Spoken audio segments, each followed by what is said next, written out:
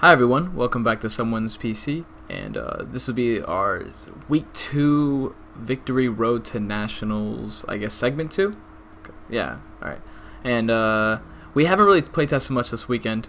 Not to say we're being lazy, but we are waiting for like Denmark and then Mexico, basically all the Nationals that happened this weekend, to resolve and see what decks come out on top, so that way we have a better idea of what people were playing or what ended up playing and then what ended up winning, which in Denmark seems to be Landybat because it took over like 5 of the spots, the top 8. So start off, Dylan, how's your weekend? Everything good?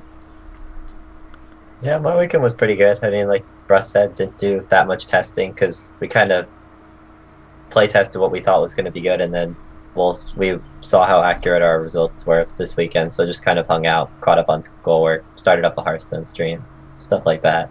Alright. How about you? Basically same thing for me. Father's Day, Same. hung out with Dad, bottom golf stuff, that kind of stuff. Oh yeah, Father's Day happened too. Yeah, hang out with my dad too. Totally forgot. Oh, my brother graduated too. Man, I forgot like You half suck, my man. weekend. Holy crap. What a bad bro. Alright. Didn't he used to play Pokemon too? Yeah, he did. Wait, Alright. back when he was a senior, he got second. Got a World's Tech for it. Good for him. Better than me. Alright, so the first thing we're going to talk about, we're going to talk about Mexico. And for Mexico, first place, Donphan. And second place was ClinkKlang Extra Drill, which we'll talk about in a little bit. But let's talk about his Donphan list. And when I believe his name is Miguel posted it to Burbank. Alright, I'll check that in a little bit. But yeah, his list was juicy because he included the standard 4-4 Donphan, and then he went only 2 Halucha and 1-1 Groudon, which is, I don't really like that. But the big thing he did was play 2 Magnetic Storms alongside the Fighting Stadiums. And I saw everyone blowing up Burbank, and they were questioning it. They were like, why the Magnetic Storm? Why not just play Fighting Stadium instead? And he just blatantly answered, you get to hit Crobat, Zubats, and then Baby Yveltal. And if he ran into a bunch of Landybat throughout the tournament, then that would have been a perfect call.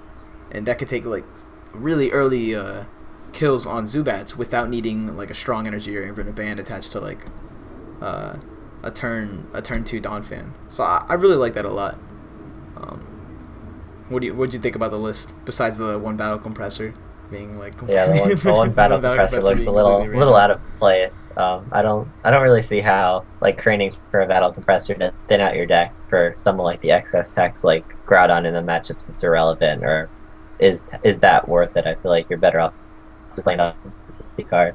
But like Russ said, I feel like Magnetic Storm was a really good call. Like this list was like tech to beat Landybats, and also as indicated by the Mr. Mime, because if Landybats isn't going to beat Donphan by just using Hammerhead with Landorus, because Donphan trades very efficiently against Landorus. Landybats is going to attack with Crobats, and Mr. Mime forces your opponent to put 70 damage on Mr. Mime instead of putting it on a Donphan, which lets you build up a Donphan for a wreck, or a Donphan with multiple strong energy, and then obviously the Magnetic Storm. Russ, and then like Russ said, I also don't really like the Groudon in this metagame because there's not a lot of Seismitoad decks right now.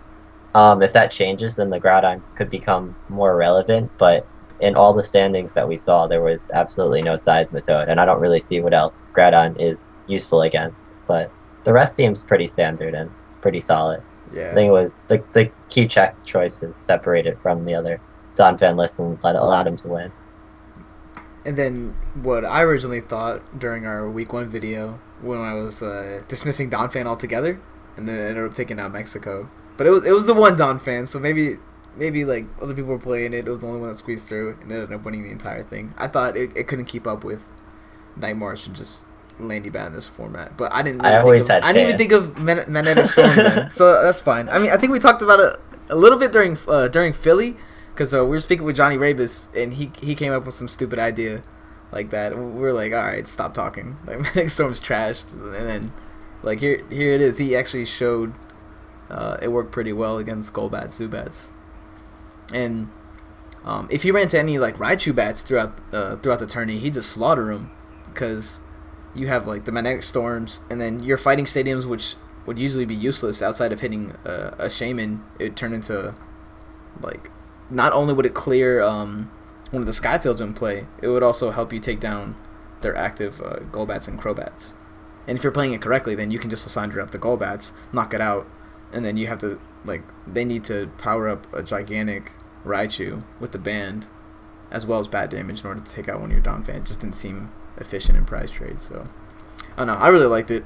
I'm definitely gonna experiment with Donphan a little bit more this weekend, and see what we can like do with this list. I don't like the Battle Compressor or the Groudon, so.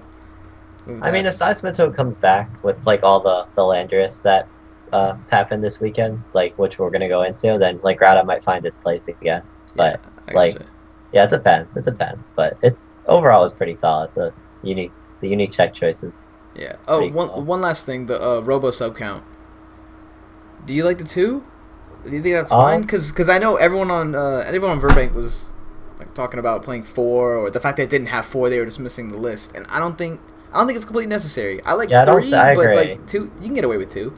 Yeah, I think 4 Robo sub is a little excessive, because if you have like if you're playing against Night March, for example, which is one of the best matchups for Robo Substitute, if your opponent has to hit into and kill 2 Robo Substitutes with Night Marchers, you're probably going to win anyway, because you're going to outtrade them with Spinning Turn because they didn't take a prize twice in a row, and your Donphan stayed safe on the bench. But and then the other 2 Robo Substitutes are dead. Like if they have to hit like the 3rd or the 4th Robo Substitute, you're already you're already winning so hard. But if your opponent is drawing a lot of Lysanders, which is the way that they beat Donphan, then what happens is you just have a field full of Robo Substitutes, and your opponent's just ignoring them, and then they just kill all your Donphans and they win that way. Yeah, so. they did nothing for you and turned into like a win more, and it was, it was pretty bad. Okay, so yeah. All right, we're gonna move on because we spent like 8 minutes talking about Donphan. I like Donphan. Yeah, we always love Donphan. All right, the one that got second place, Excadrill ClinkKlang. He posted very unique. Yeah, he posted this online last night, and it was something else. It's different. Yeah, I gotta say, I don't like it. There's 3 crushing hammers. There were 2. I think it was like 2 rare candies. And like I see a lot of the. I don't know. I understand his thought process behind a lot of it. Like he had Aegislash, and then he would crushing hammer the basic energy, so they could only have special energy left, and like Skyla for rare candy for ClinkKlang. Like the concept was there, but I don't know if it was like executed the best. Like I don't know. What do you think? Yeah. I mean, he could like probably pop off with a turn 1 Wally onto an Excadrill, attach an energy, and then just did was it Metal Claw or Mock Claw or something like that? I don't even know the names of the attacks. Yeah, whatever. I know what they do. He is a secondary attack, and then just like maybe he got a few donks off of that. I know his top 8 and his top 4 matches were just all EX decks. It was like on Romatisse or something small. So he got freebies. ClinkKlang got him there. Plasma Steel was live, but like from looking at his list, I don't see how he got there. I don't see how he consistently produced a ClinkKlang early. Well, I think between this, I think his idea was Skyla for rare candy, and I don't think that the Wally was for a turn 1 Excadrill. I think looking at it, he wanted to, if your opponent didn't react to your Clink, you would evolve into a Clang, and then you could use the Wally to search out the ClinkKlang immediately, and then he would just establish a ClinkKlang. And like you said, because he was playing against all EX decks, once he got out of ClinkKlang, it didn't really matter whether he played Excadrill or, I don't know, with some other silly metal Pokemon like Jirachi or whatever. It just he had Safeguard, and his opponent couldn't beat it because they were all the X's, and we think that he just won that way. Okay, so all right, we're gonna move on from this, but yes to the idea, and in my opinion, no to the execution. Good for him. Yeah. He got second. I'm not gonna take that away from the dude. Metagame call. He made a sick metagame, and then he ran into Donphan in the finals. So what? He's already in top 2. He got there. What he need to do is nationals. But yeah, so if all the X's are popular, it's something to look out for. But if like Donphan, like something like the Donphan that won in Mexico, like I don't know, gets popular, then ClinkKlang's not going to be a play moving on. All right. Yeah. Next was Groudon, which took first place in Denmark. I didn't watch the stream videos, but from what I saw blowing up on Verbank, it was like a scoop fest, or there was something going on with top 4 where someone got a double game loss because he Jirachi'd for a Wally under Wobbuffet, and then Wallied into his Trev, and then might have played to N afterwards. I have no idea. I haven't seen. I didn't even read but the yeah, drop. yeah. It was something crazy where people were like he said, she said kind of stuff. And that one dude Overham guy in Europe that's a really good player. David overpowered Hodgman. Yeah, they were overpowered Hoffman. There you go. Yeah. He had to like speak to what was actually going on, and I think he's gonna upload the videos later on to YouTube. So I'm probably gonna watch those and talk about it there. But yeah, I don't really know what to talk still about. made top four, Problem got on straightforward. Like, you know, it stops trainers can't get Lysandre. They build it up, beat the mess out of somebody. I don't believe it was a Dragonite build. So I mean, if your opponent doesn't have an answer to like Groudon, like if they can't deal with an EX that's gonna come up and swing for 200 and take like 4 prizes on your AXs, then they're just gonna lose to it. Like you just watch it happen. But if it's something like, I don't know, Night March for example, then it's gonna be a very different story. Night March gives Groudon quite a bit of problems. So I think Groudon is just a metagame call in and of itself. That whooping. Yeah, you can't deal with I don't know, speed. It's so fast. It's speed, yeah.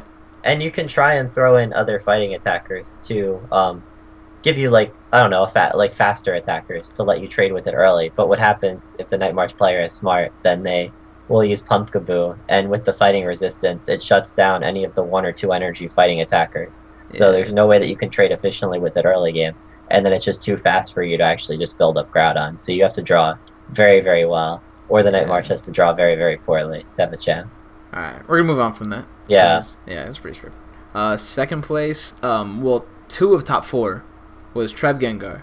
Which is a deck that we kind of wrote off. We didn't even really talk about it last week. No, well, we didn't really talk about it much because I think you and I, when we were testing it, it was Mega Manetric giving it so many problems. Yeah. And then now that fighting just like flew back into the format, this is crazy. Gengar finally has a chance. Yeah, Gengar got a chance. We believe in the Dark Corridor. They both have fighting resistance, so very, very good matchup against Landybat. And then if they're playing Robo Subs plus a Mr. Mime, that matchup becomes like next to free. I mean, they can't really do much. And I think even just a Mr. Mime is fine. I don't even know if you need Robo Subs too. Well, I mean, you might as well play Robo Subs. You're playing Gengars. I mean, yeah, why not? You It's good against Night March. Like sacrificing prizes like that. It's a little, yeah. Okay. I don't know. I haven't tested a lot of Trap Gengar, but yeah, the concept seems really cool. With all the fighting, it seems like a good metagame for it. Not surprised that it did well looking at the rest of the top 8. Yeah, they posted their list online, and it was two Mystery Energy, 2 Psychic Energy, and 4 DCEs, and that was the only energy count for the deck, which is a little low. But if people aren't playing hammers, then you're fine. And you can sit behind Trev anyway. Yeah, and turn it into that. I believe they had 2 or 3 Wally. I don't look at the list. I don't know the list off the top of my head, but I don't know either. Yeah, probably just like consistent turn 1 Trev. Start the I think their answer to, I don't know, like just guessing their thought process. Their answer to Night March was, if we go first and get a turn 1 Trevenant, we win. So maybe like they just kind of took the coin flip against Night March by going for the turn 1 Trevenant route, and then they just figure we beat all the fighting decks. So that was their logic for playing it, and it seemed like it paid off. When I played Gengar during Cities, and I got second with it in one of the tournaments, I really loved the Night March matchup, and that was when we still had Trump. But just being able to night attack like benched Joltix, and then having 1 Dark Corridor resolve against a Mew for like an easy 2 prizes due to weakness, and forcing them to have a Lysandre in order to answer was really, really good. So I think the matchup does get significantly more harder difficult without Trump. Yeah, because if they go first or second and you don't play Wally, they battle Compressor away a few Night Marchers, and now if they can keep drawing DC, you just die every turn. And if they ever hit a Lysander, your Gengar just gets bopped. So I think the option to just blow them out with the Wally trap is very important if Night March is still a relevant deck. But I like Trap Gengar. I thought it was amazing. Yeah, it seems like a cool deck, something that we should definitely also test more. Yeah. All right. And then the last thing we're going to start showing cards for is our ideas going into this weekend. So for Canada, is Canada this weekend? Yes. Yeah, Canada this weekend, and there's like 1 or 2 other ones too. But okay. Fighting got good, or fighting came back, and it was always good in some sort of way. But with Gengar Trev getting 2 top 4 in Denmark, and then Landy Batch showing up, Yveltal is definitely going to be a play. And Donphan winning in Mexico too. Yeah, and Donphan winning. So all like 3, and then I think the last one that won was a Fairy Box, and then possibly a Landy Bat or a Bronzong in Hong Kong, which it's not awful for Yveltal to beat Bronzong, but it's kind of tough. What variants do you think are going to be the best of Yveltal going into it? Because everything seems good, obviously. Like, yeah. like the I don't know. I'm not a Toad professional Problem, Yveltal player. I don't think I've ever played Yveltal in a competitive event. We like, need to get Dylan Dreyer. I don't know, but Sosa. But like the opposite of Sosa. What's up? I don't know. Yeah. I honestly don't know what Yveltal variant is going to be the bench. Like, I know, like, some people have been talking about it with Raichu. Some people have been talking about it with Ninetales. Like, I mean, like, I don't think Yveltal Garbodor is going to be very good, because I just don't think that their Formeta's ability rely on enough for that variant to be good. But I don't know. I really don't know. Maybe even Yveltal Seismitoad if people are playing this much fighting. But so some form's gonna show up. Some form. Yeah, I don't know. During Swiss rounds, and people like dark Pokemon. That's what it's always been. When I tried playing Gengar in Florida, and I was like, why is everyone still playing Yveltal? Yeah. Yeah, so I think if Yveltal doesn't show up, then Gengar Traptrevenant is like the #1 deck to look out for, though, because like if Yveltal is absent, then Gengar Traptrevenant also has really good matchups against all the fighting decks that showed up this week. Yeah, okay. So to review like our final thoughts for this upcoming weekend, Yveltal's good. Don't know what variant. Gengar Trev definitely seems good. Just if people don't jump on the Yveltal train. If people don't jump on the Yveltal train, but you know that's like rock, paper, scissors, countering, so forth kind of stuff. Yeah, ClinkKlang's good if the meta is all EXs. Otherwise, there's probably too much stuff that beats it. Yeah. Between Raichu and Donphan. I think even if people are expecting Landy Bat, it's still gonna do very well because it's just such a powerful deck, and it's very easy to pilot. That like it'll still make placings just of how many people are gonna be playing the deck. Yeah, I'd be surprised if it won, but I'd be surprised that if it did not top 8. Like, I expect it to make top 8, but I don't expect it to win, because I expect people to be ready for it. But we'll see. Who knows what'll happen in Canada. And Raichu Bat's the best it did, got 2nd at Hong Kong. I think it was just because of all the fighting, though. Like, all the like, this sudden rise in fighting. I don't know, like, I knew that Landor's Crobat was going to be good, because it could deal with Night March, but it just seems like taking up half the top cut, it just seems like it came out of nowhere. That was a little surprising to me. Yeah. But alright, well, that should be it for our segment. Thank you for watching, guys. We're going to have another video up this weekend, hopefully. And then we're going to do another 3rd segment before U.S. Nationals, which Dylan and I will both be attending. Please feel free to submit more deck lists to our Deck Garage. We took a very long time to respond back to this one. I think it was like 5 or 6 days. That's because Dylan and I were like super busy, and we want to go over the list together before I just like respond back or he responds back. That and we were trying to like give a detailed response too, instead of just like kind of like 3 or 4 sentences. Yeah, since you guys all put like an effort for a few hours and just trying to give people like the juice of our thought processes or thought process. Damn, sorry. All right, take it easy, guys. See you later.